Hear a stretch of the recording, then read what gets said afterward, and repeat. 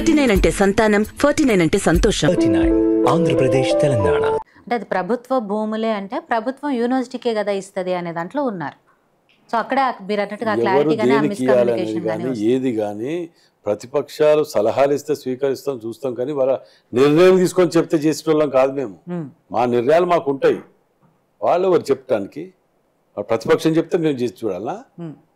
మేము చెప్పి మేము సలహాలు సూచనలు ఇవ్వండి స్వీకరిస్తాం, మేము పరిశీలిస్తామని చెప్తాను. వాళ్ళ ముఖాలకు ఎన్నడూ సలహాలు సూచనలు అడిగినరా? అసలు నిరసన జరపడానికి వాళ్ళు తీసేస్తాం ముఖాలవి. ట్యాంక్ బండ్ కింద నిరసన దీక్ష తీసేసిండ్రు.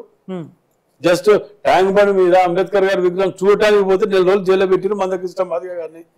ఓపెన్ గా అవును అంచి వేసినా అంచి వేస్తా అని చెప్పినోడు ఇవాళ వాళ్ళే వల్ల ఇవాళ దానికి ఉల్టా మాట్లాడితే నేను అందుకే మొదట చెప్పిన ఇట్లయితే అట్లా రాసుకో అట్లయితే ఇట్లా రాసుకో అంటారు. వాళ్ళ లైఫ్ స్టైల్ అది.